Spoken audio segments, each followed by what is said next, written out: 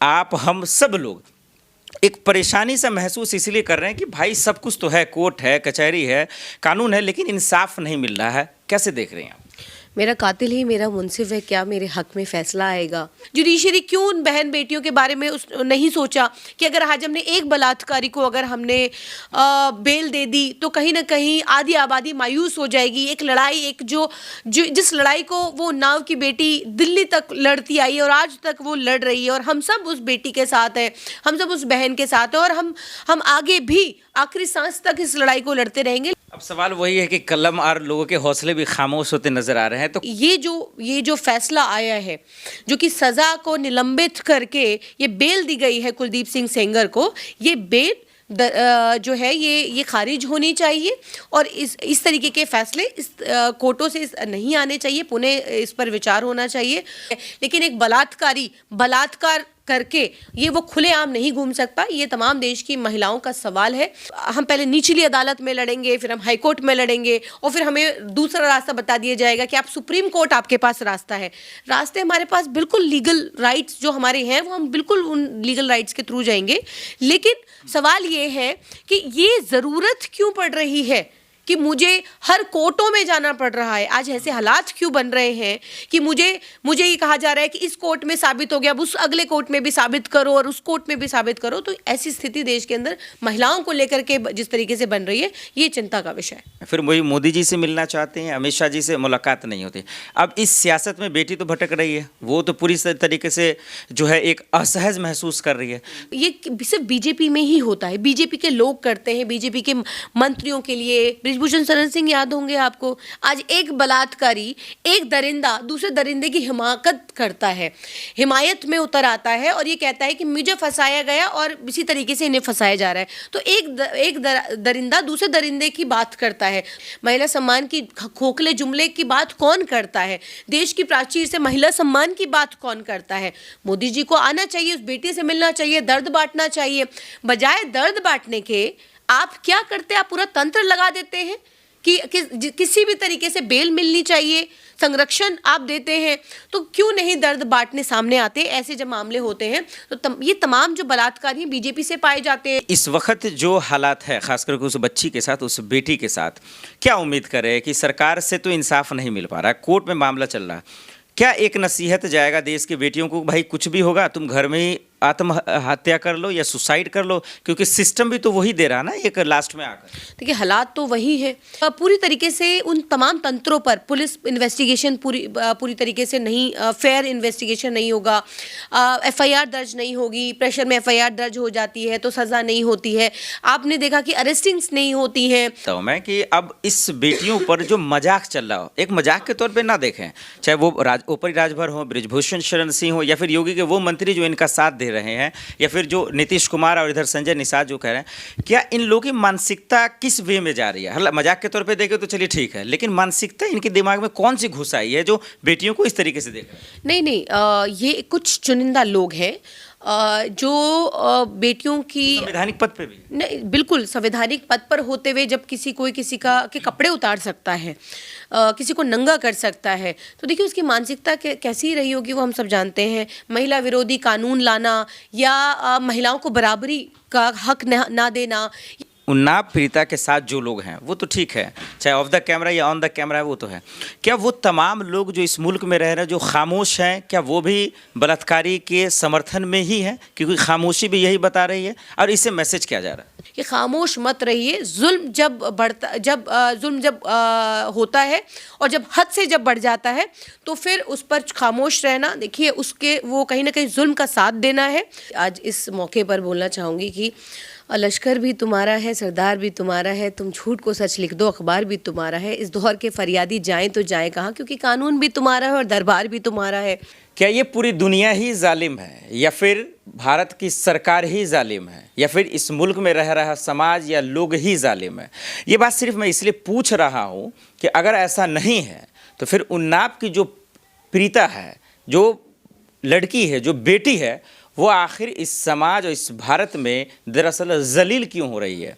ये सवाल क्यों पूछ रहे हैं वो आप सोशल मीडिया देख के समझ ही गए होंगे। लेकिन सुप्रीम कोर्ट, कानून व्यवस्था और ये सरकार के बीच में जो ये बेटी जलील हो रही है, इसका जिम्मेदार कौन है, ये सबसे बड़ा सवाल आज इस भारत में पैदा हो गया।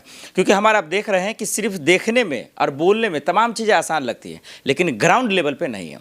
अब कानून और कोर्ट का ये मामला है कि कुलदीप सिंह सेंगर को आखिर इतनी ताकत और पावर आखिर कौन दे रहा है या आ कहाँ से रहा है। आखिर कौन ऐसी वजह, कौन ऐसा कानून है जो उन्हें जमानत दे रहा है और वो रद्द होने पर इतना विरोध हो रहा है, जो हम और आप अभी इन दिनों प्रोटेस्ट के माध्यम से देख रहे हैं।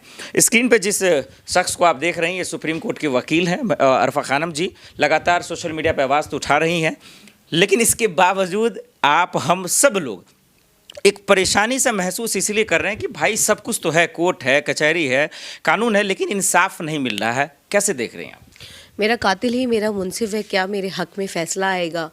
ये बात बिल्कुल सटीक बैठती है कि आज एक बात और कहना चाहते हैं कि एक ये भी बात सही आज इस मौके पर बोलना चाहूँगी कि लश्कर भी तुम्हारा है, सरदार भी तुम्हारा है, तुम झूठ को सच लिख दो, अखबार भी तुम्हारा है। इस दौर के फरियादी जाएं तो जाएं कहाँ, क्योंकि कानून भी तुम्हारा है और दरबार भी तुम्हारा है।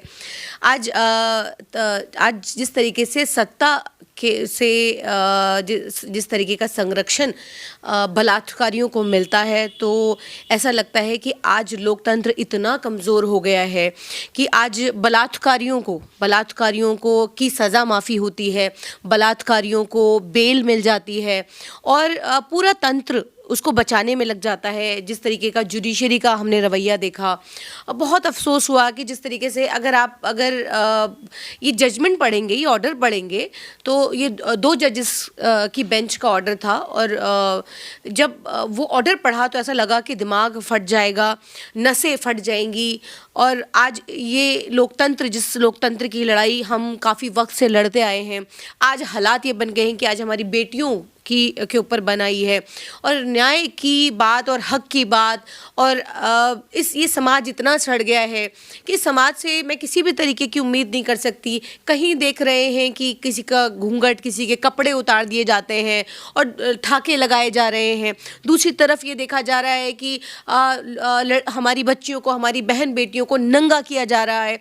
तीसरी तरफ हम देख रहे हैं कि हमारी बहन बेटियों के लिए जिस तरीके के शब्द बोले जा रहे हैं और फिर ये कहा जा रहा है कि घूंघट उठाया है, बुरखा ही तो हटाया है, कहीं हाथ तो नहीं डाला। और जिस तरीके से जिस मजाक करते हुए और जिस तरीके से हंसते और ठाके लगाते हुए ये सब कहा जा रहा है, तो ऐसा लग रहा है समाज के अंदर जो आधी आबादी, जो कि इस देश की संस्कृति, जिस देश की आत्मा ये हो कि जहाँ पर नारियों की पूजा हो, सम्मान हो, वहाँ पर देवता निवास करते हैं। ये कहा जाता है एक हिंदू संस्कृति के अंदर, क्योंकि ये देश तो हिंदू, मुस्लिम, सिख, ईसाई, जैन बहुत सबका है, लेकिन ये कहा जाता है कि एक संस्कृति यहाँ की जो है वो ये है कि जो हम कन्या पूजन, जो हम एक हिंदू संस्कृति के अंदर देखते हैं, मुस्लिम्स के अंदर हम ये देखते हैं कि जिस तरीके से बेटियों का सम्मान है, इसी तरीके से ईसाई धर्म के अंदर भी है। हर धर्म के अंदर महिलाओं का सम्मान है, लेकिन फिर ये कौन सी ऐसी कैटेगरी है जो महिलाओं को नोचने का काम करती है और नोचने के बाद इस तरीके के फैसले का समर्थन करती है। आज मैं बहुत ज़्यादा मुझे कोई आश्चर्य नहीं हुआ जब एक महिला जंतर मंतर पर पहुंच गई और एक तख्ती लगाए और एक भगवा पहने हुए। पहली बात तो भगवा देखते ही ये समझ जाना चाहिए था कि भाई तुम तो भगवाधारी हो, तुम्हें तख्ती लटकाने की क्या ज़रूरत थी। बहुत सारे ऐसे लोग स्वागत करते नज़र आए। मैंने ये भी देखा कि बृजभूषण शरण सिंह का मैंने बयान सुना, मैंने ये देखा कि वो ये कहते हुए नज़र आते हैं कि नहीं, ये मैं तो फैसले का स्वागत करता हूँ, मुझे फंसाया, जिस तरीके से गया उसी तरीके से इन्हें फंसाएगा। तो इस देश के अंदर ये चल रहा है। अब एक सवाल मैं उधर ले लेता हूँ, सियासत पे तो आएंगे, लेकिन फिलहाल कानून व्यवस्था को समझ लेते हैं कि लोग तो उम्मीद उसी से करते हैं और कोर्ट्स में ही करते हैं। आप जब प्रोटेस्ट भी कर रही थी, अखर भी आप करेंगे ही, लोग कह रहे हैं कि भाई कानून पे उम्मीद था, उस पर एक जो है भरोसा था, वो ख़त्म हो गया, अब कोर्ट से भी ख़त्म हो गया। ये कितना बड़ा मामला है? देखिए, आप जहाँ तक जुडिशरी की बात है, न्यायपालिका की बात है, तो आपको याद दिलाना चाहूँगी कि 7 एक्स जजेस कोर्ट से बाहर आकर के उन्होंने एक एक मीडिया के सामने वो आए थे, प्रेस के सामने आकर के उन्होंने कहा था कि जुडिशरी बायस्ड हो गई है। सुप्रीम कोर्ट को पत्र तक लिखा था, ये कहा था कि जुडिशरी इंडिपेंडेंट नहीं रही। ये भी हम सब जानते हैं कि आज जिस तरीके से एजेंसियों को पूरी तरीके से सत्ता के हिसाब से अनुकूल चलाया जा रहा है, जुडिशरी के जो फैसले आ रहे हैं वो किस तरीके के फैसले आ रहे हैं, आपने ये भी देखा है, ये मुझे बताने की ज़रूरत नहीं है और पूरी जिम्मेदारी से इस बात को कह रही हूँ कि जब हम ये देखते हैं कि जजेस जब कुर्सी पर बैठे होते हैं तो वहाँ पर किस तरीके का दबाव वो महसूस करते हैं या किस तरीके का दबाव उन पर होता है, और उसके बाद जब वो रिटायर हो जाते हैं तो उनकी भाषा और उनकी पदोन्नति भी हम सबके सामने है। तो बहुत अफसोस इस बात का भी है कि आज जिस तरीके से देश की तमाम एजेंसीज़ जो हैं, चाहे हम इलेक्शंस की बात करें या इलेक्शन कमीशंस की बात करें, या आज जो जिस तरीके से जुडिशरी का दुरुपयोग किया जा रहा है, आज न्यायपालिका की जब हम बात करते हैं तो न्यायपालिका के जब जो 2 जजेस जिस तरीके का फैसला देते हैं, वो ये कहते हैं कि आईपीसी के अंदर एक एक्ट को लेकर के, एक धारा को लेकर के, कि कहते हैं कि इसके अंदर इस धारा के अंदर ये जो ट्रायल चल रहा था इसके अंदर नहीं। लेकिन ये कैसे हो कि अगर आप पब्लिक सर्वेंट नहीं थे, पब्लिक सर्वेंट नहीं है, तो आपको बेल कैसे मिल सकती है? आप मुझे बताइए कि जुडिशरी की, मैं न्यायपालिका की अगर बात करूं तो कितने % ऐसे लोग हैं जिनको, बलात्कारियों को जिस तरीके की पेरोल मिलती है, तो कितने % ऐसे लोग हैं जिनको पेरोल महीने में 2-2, 3-3 दफ़ा मिल जाती है? मैं राम रहीम की बात कर रही हूँ। ऐसे बहुत सारे ऐसे लोग हैं। तो ऐसा लगता है कि सत्ता का संरक्षण उन बलात्कारियों को इतनी आसानी से मिलता है कि ऐसा लगता है कि उनका मनोबल बढ़ रहा है। हम ये भी देख रहे हैं कि गलती से कोर्ट के इंटरवीन करने के बाद, जब इलाहाबाद हाई कोर्ट ने इंटरवीन किया था, जब मैं उन्नाव केस की बात कर रही हूँ, इलाहाबाद हाई कोर्ट ने जब इंटरवीन करने के बाद तब जाकर एफआईआर हुई थी। दबाव में एफआईआर आप करा सकते हैं, लेकिन जब निचली अदालत से सज़ा हो जाती है, निचली अदालत से सज़ा होने के बाद फिर क्या ऐसा होता है कि हाई कोर्ट जाने के बाद वहाँ पर बेल मिल जाती है। हाई कोर्ट को ये लगता है कि ये तो पब्लिक सर्वेंट का मतलब ये तो नहीं होता कि कोई अपराधी नहीं है, किसी उसने बलात्कार नहीं किया। तो ये कैसे आप एक बलात्कारी को इतना ऐसा संरक्षण आप जुडिशरी देती है? जुडिशरी क्यों उन बहन बेटियों के बारे में नहीं सोचा कि अगर आज हमने एक बलात्कारी को अगर हमने बेल दे दी तो कहीं ना कहीं आधी आबादी मायूस हो जाएगी। एक लड़ाई, एक जिस लड़ाई को वो उन्नाव की बेटी दिल्ली तक लड़ती आई है और आज तक वो लड़ रही है, और हम सब उस बेटी के साथ हैं, हम सब उस बहन के साथ हैं, और हम आगे भी आखिरी सांस तक इस लड़ाई को लड़ते रहेंगे। लेकिन सवाल फिर भी वही है कि वो जो एक पदों पर बैठे हुए लोग हैं वो कैसे सत्ता का, न्यायपालिका पर जिस तरीके से लोगों का भरोसा है, विश्वास है, उन महिलाओं का जो कि सड़कों पर निकलती हैं और इस भरोसे से निकलती हैं, या इस भरोसे से हम अपनी घर की बच्चियों को पढ़ने और काम करने के लिए भेजते हैं, तो कैसे सुरक्षित महसूस करेंगी इस तरीके से अगर जब जुडिशरी ही जब बायस होकर के फैसले देगी? अब सवाल वही है कि कलम और लोगों के हौसले भी खामोश होते नजर आ रहे हैं। तो कल, क्योंकि आप सुप्रीम कोर्ट की वकील हैं, लोग बहुत ध्यान से सुन भी रहे हैं आपको, अब पूरा हिंदुस्तान देख रहा है, कल का दिन बहुत अहम है। कल क्या होगा, जो मतलब आम लोग हैं जो समझना चाह रहे हैं, अब तो वकील भी हैं, कल क्या होने वाला है सुप्रीम कोर्ट? देखिए, बहुत ज़्यादा आप उम्मीद मत रखिए क्योंकि सीबीआई कोर्ट सुप्रीम कोर्ट गई है और केविट भी फाइल हुआ है, और सुप्रीम कोर्ट में जिस तरीके से सीबीआई, क्योंकि अचानक सीबीआई जागती है, अचानक सीबीआई को लगता है, क्योंकि जब देश भर के अंदर महिलाएं आक्रोशित हैं, सड़कों पर हैं, आंदोलन कर रही हैं, लगातार उनको लाठी और डंडे बजाय सिंपथाइज करने के उनको लाठी और डंडे झेलने पड़ रहे हैं। तो देखिए, आप अचानक सीबीआई उठ करके आती है और कहती है हम भी इस कैप्शन के अंदर है, हम भी इस मैटर के अंदर है, तो वो नींद से जागती है और अचानक वो फिर आनन फानन में सुप्रीम कोर्ट पहुंचती है और वो कहती है कि नहीं जी, हमें सुना जाना चाहिए क्योंकि ये गलत हो गया, ये फैसला नहीं आना चाहिए था। अचानक उनको याद आता है और सुरक्षा को लेकर के भी उनको चिंता हो गई है, उससे पहले कोई चिंता नहीं थी। देखिए, कल मुझे कल तो ऐसा कुछ खास नहीं होने वाला, लेकिन कल मिसलेनियस, क्योंकि 2 जजेस बेंच के सामने वेकेशन बेंच है, वेकेशन बेंच के सामने ये मामला आएगा, सीबीआई जा रही है और हम लोग भी सुप्रीम कोर्ट रहेंगे और कल तो कुछ ऐसा खास नहीं होगा, लेकिन हाँ दूसरी हियरिंग पर, क्योंकि अभी वेकेशन बेंच के सामने है तो बहुत ज़्यादा कुछ ऐसा नहीं होने वाला। लेकिन हाँ हम चाहते हैं कि ये जो फैसला आया है, जो कि सज़ा को निलंबित करके ये बेल दी गई है कुलदीप सिंह सेंगर को, ये बेल जो है ये खारिज होनी चाहिए और इस तरीके के फैसले इस कोर्टों से नहीं आने चाहिए, पुनः इस पर विचार होना चाहिए। और ये जो भी सेक्शंस, जिस भी सेक्शंस के अंदर आप ये कहते हैं कि पब्लिक सर्वेंट को लेकर के आप कहते हैं, लेकिन पब्लिक सर्वेंट होना या नहीं होना किसी धारा के अंदर, धारा बदल सकती है, लेकिन एक बलात्कारी बलात्कार करके ये वो खुलेआम नहीं घूम सकता। ये तमाम देश की महिलाओं का सवाल है और आप कह रहे हैं कि जमानत रद्द होना चाहिए। बिल्कुल जमानत रद्द होनी चाहिए, इसीलिए सुप्रीम कोर्ट हम भी सुप्रीम कोर्ट गए हैं। बट बात यह है कि हम पहले निचली अदालत में लड़ेंगे, फिर हम हाई कोर्ट में लड़ेंगे और फिर हमें दूसरा रास्ता बता दिया जाएगा कि आप सुप्रीम कोर्ट, आपके पास रास्ता है। रास्ते हमारे पास बिल्कुल लीगल राइट्स जो हमारे हैं वो हम बिल्कुल उन लीगल राइट्स के थ्रू जाएंगे। लेकिन सवाल ये है कि ये ज़रूरत क्यों पड़ रही है कि मुझे हर कोर्टों में जाना पड़ रहा है। आज ऐसे हालात क्यों बन रहे हैं कि मुझे ये कहा जा रहा है कि इस कोर्ट में साबित हो गया, अब उस अगले कोर्ट में भी साबित करो और उस कोर्ट में भी साबित करो। तो ऐसी स्थिति देश के अंदर महिलाओं को लेकर के जिस तरीके से बन रही है, ये चिंता का विषय है। लेकिन एक चिंता का विषय ये भी तो है कि राहुल गांधी उम्मीद जगाते हैं, लोग बड़ी खुश हो जाते हैं, फिर वही मोदी जी से मिलना चाहते हैं, अमित शाह जी से मुलाकात नहीं होती। अब इस सियासत में बेटी तो भटक रही है, वो तो पूरी तरीके से जो है एक असहज महसूस कर रही है। तो पॉलिटिकल लोग भी तो इंसाफ दिला सकते थे ना, वो क्यों नहीं हो पा रहा है? देखिए जिस तरीके से हम सड़कों पर आंदोलित हैं और एक ही सवाल है कि आखिर बीजेपी तमाम बलात्कार, सबसे पहले तो ये जो बलात्कारी हैं, सारे बलात्कारी, चाहे हम बिल्किस बानो को याद दिलाना चाहूँगी कि जिस तरीके से माफ़ीनामे दिए जाते हैं 11 आरोपियों को। एक तरफ देश की प्राचीर से प्रधानमंत्री जी महिला सम्मान की बात करते हैं, फिर दूसरे ही क्षण अचानक एक शोक का माहौल पूरे देश भर में छा जाता है कि बिल्किस बानो के 11 आरोपियों को माफ़ी मिल गई और तमाम मंचों पर भी, बीजेपी के मंचों पर वो घुमाए गए, फूल माला पहनाया गया, स्वागत किया गया।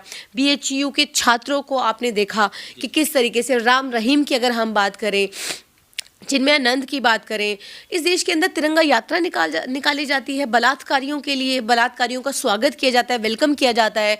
तो देखिए ये सिर्फ बीजेपी में ही होता है, बीजेपी के लोग करते हैं, बीजेपी के मंत्रियों के लिए। बृजभूषण शरण सिंह याद होंगे आपको, आज एक बलात्कारी, एक दरिंदा दूसरे दरिंदे की हिमाकत करता है, हिमायत में उतर आता है और ये कहता है कि मुझे फंसाया गया और इसी तरीके से इन्हें फंसाया जा रहा है। तो एक दरिंदा दूसरे दरिंदे की बात करता है। तो इस देश के अंदर ये भी हम देख रहे हैं।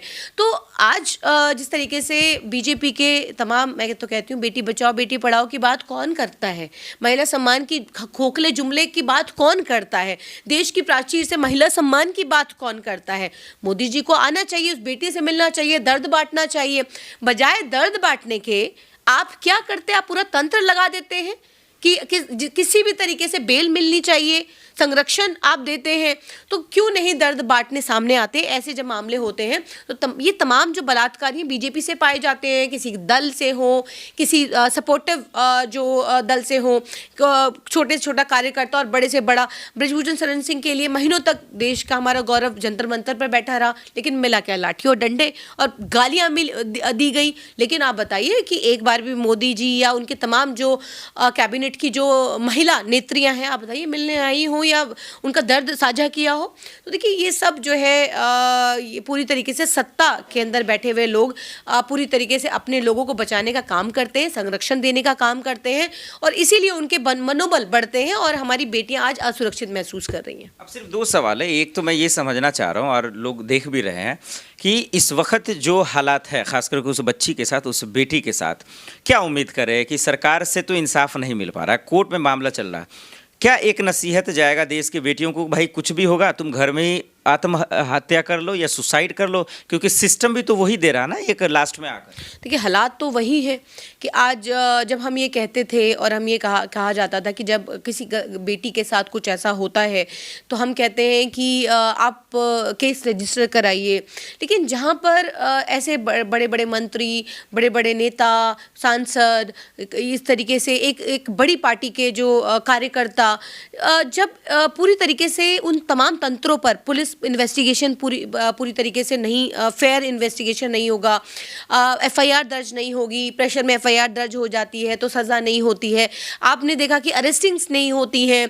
कितने ऐसे मामले हैं जहां हम देखते हैं कि क्योंकि बीजेपी से हैं तो वहाँ पर अरेस्टिंग नहीं होती है। अरेस्टिंग अगर हो जाती है तो आप देखिए कि महीनों किस तरीके से पूरे आज उन्नाव की जिस हम पीड़िता की बात कर रहे हैं, उसके परिवार, उसके फादर की बात करें या उसके परिवार की बात करें, तो उनको किस तरीके की प्रताड़ना सहनी पड़ी है, उनको किस तरीके से उनका पूरा परिवार ख़त्म कर दिया है।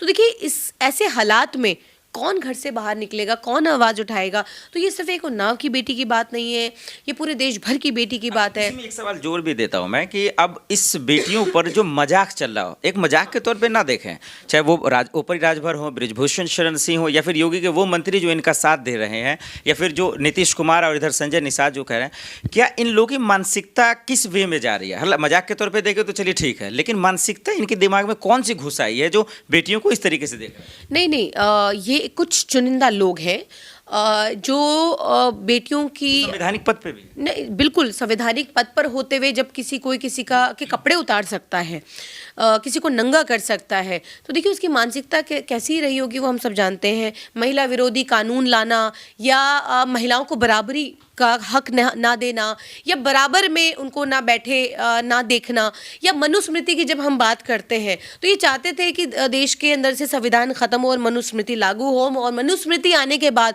ये महिलाओं को किस तरीके से रखना चाहते हैं। ये महिलाओं को ये चाहते हैं कि इनके लिए महिलाएं इस्तेमाल की चीज़ है, ऐसा मनुस्मृति में लिखा हुआ है।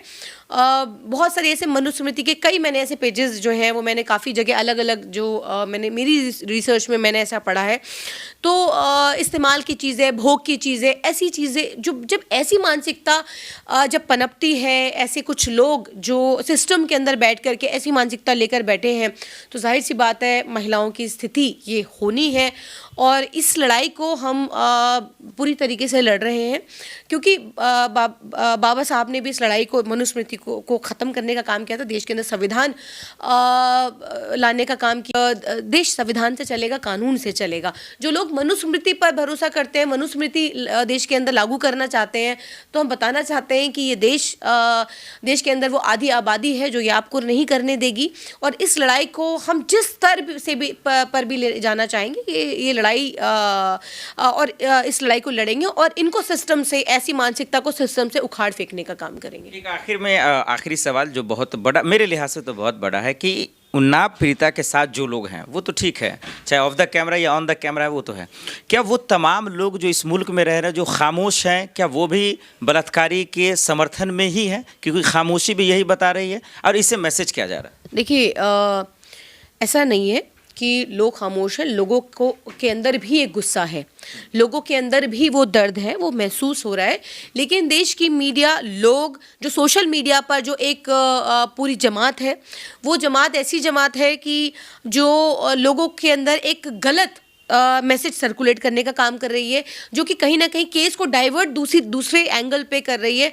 आप जानते हैं कि जो लोग विधायक खरीद सकते हैं, जो लोग पैसों के दम पर पूरी सत्ता खरीद सकते हैं, तो जाहिर सी बात है वो कुछ भी कर सकते हैं। परिवारजन को खरीदना कोई बड़ी बात नहीं है, परिवार तोड़ना कोई बड़ी बात नहीं है। जिसने परिवार ख़त्म कर दिया वो परिवार को खरीद भी सकता है, उनसे स्टेटमेंट भी दिलवा सकता है, वो बहुत कुछ कर सकता है। जब आप सत्ता में है, सिस्टम आपके हाथ में है और सिस्टम को आप अपने अनुकूल चला रहे हैं, तो ये कोई बड़ी बात नहीं है। लेकिन ये बात सही है कि लोगों को ऐसे मामलों में, क्योंकि निर्भया हमने देखा था, निर्भया के वक्त किस तरीके से पूरा देश एकजुट हो गया था और फिर इस सिस्टम के खिलाफ और एक लड़ाई जो पूरे देश भर ने लड़ी थी, वो उसका नतीजा था कि सारे जितने आरोपी थे उन सबको जेल की सलाखों के पीछे जाना पड़ा। और उसके बाद इस तरीके से, जिस तरीके से कुलदीप सिंह सेंगर या राम रहीम जैसे बलात्कारियों को पेरोल मिलती है, उनको पेरोल नहीं दी गई थी, पूर्ण न्याय हुआ था। लेकिन आज जो पीड़िता है उन्नाव की, आज वो एक ही बात कह रही है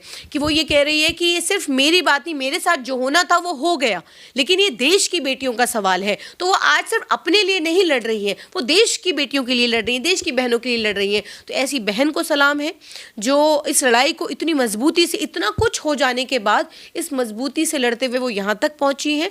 और उन लोगों को कहना चाहती हूँ और अपील भी करना चाहती हूँ कि खामोश मत रहिए। जुल्म जब होता है और जब हद से जब बढ़ जाता है तो फिर उस पर खामोश रहना, देखिए उसके वो कहीं ना कहीं जुल्म का साथ देना है। तो खामोश मत रहिए। जिंदगियों में सब बिजी है, सब कुछ होता है। जब आपके साथ होता है, वो कहते हैं ना कि जलते घर को देखने वालों फूस का छप्पर आपका है, आपके पीछे तेज हवा है, आगे मुकद्दर आपका है। उसके कत्ल पर मैं भी चुप था, मेरा नंबर अब आया, मेरे कत्ल पर आप भी चुप हो, अगला नंबर आपका है। तो देखिए आपको नहीं मालूम, आज आप एक बेटी के लिए खामोश रहेंगे, कल को कोई और बेटी होगी, कल को कोई और बेटी होगी। इनके घर में माँ बहन बेटियां है नहीं है, दर्द इनके अंदर है नहीं है, मुझे नहीं मालूम, क्योंकि इनके पास सत्ता है। इनको पता है कि इनके पास वो तमाम चीज़ें हैं, तमाम संसाधन है, तमाम चीज़ें हैं। तो सत्ता के हिसाब से उन चीज़ों को ये आप अपने अनुकूल कर सकते हैं। लेकिन आप जो है, हमें आपको इस लड़ाई को पुरजोर तरीके से लड़ना होगा, सड़कों पर हो या जहाँ पर भी, जैसे भी हमें इस लड़ाई को जिस भी स्तर पे लेके जाना होगा, हमें इस लड़ाई को लड़ना होगा। यह सिर्फ एक बेटी की बात नहीं, देश भर की बेटियों की बात है। बहुत शुक्रिया। बहुत शुक्रिया।